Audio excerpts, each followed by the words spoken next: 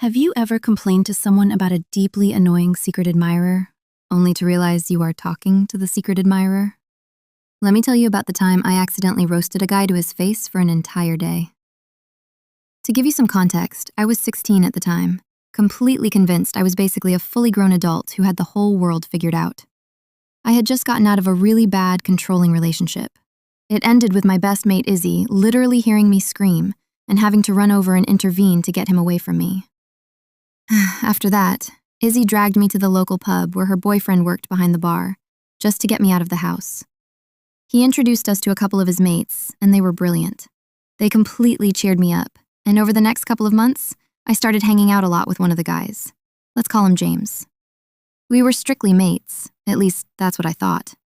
One morning, way too early, my mom brings in the post and hands me an envelope. The second she handed it over, the smell hit me. It absolutely reeked of strong, eye-watering aftershave. I opened it, and it was a card going on about how much they liked me. It wasn't even Valentine's Day, and the worst part, it was just signed with a question mark. I immediately knew it wasn't my toxic ex, because I knew his handwriting, and I definitely knew he didn't smell like a walking cologne factory. The scent was so aggressive and overpowering that I literally launched the card away from me across the room. It hit the opposite wall with a smack, and I dove straight back under the covers, pulling the duvet over my head just to escape the smell. Looking back, I feel slightly bad about treating his declaration of love like radioactive waste. Luckily, I never actually told him that part. The next day, I meet up with James. He asks me how I'm doing, and I immediately start going off. "Actually, I'm really annoyed," I said. He chuckles and asks why.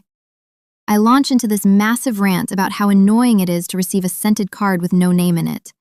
I told him the aftershave was so strong it made my eyes water, and that the guy must be an absolute coward if he can't even tell me who he is.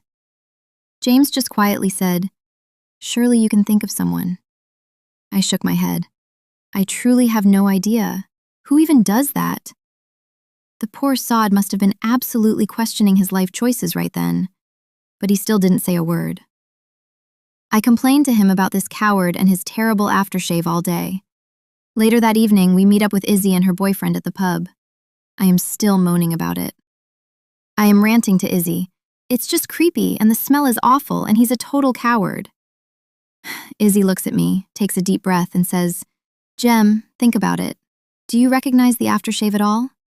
Can you think of literally anyone who tries to be with you constantly?"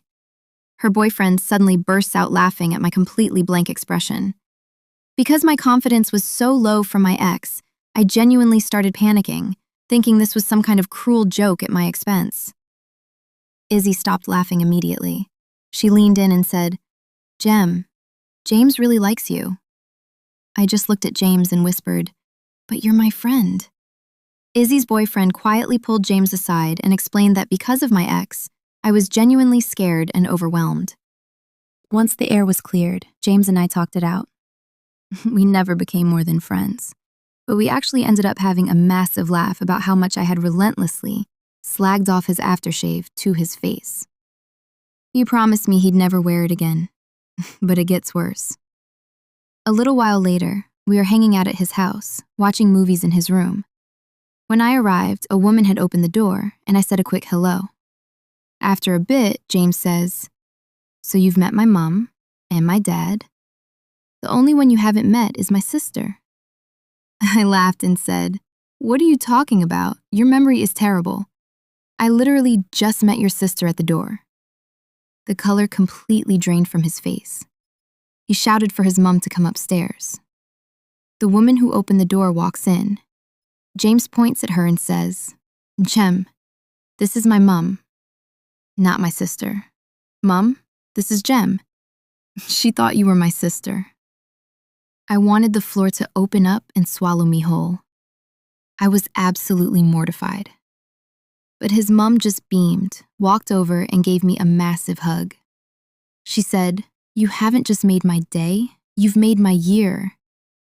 I genuinely thought they were winding me up, so I blurted out, "But you don't look old enough to be his mom." She joked that she was going to keep me. A few days later, James told me his mom was still glowing from the compliment. And the funniest part? I wasn't even trying to flatter her. I was just being completely honest. Have you ever accidentally roasted someone right to their face without realizing it? Let me know your most oblivious moments in the comments below, and don't forget to subscribe for more disaster stories.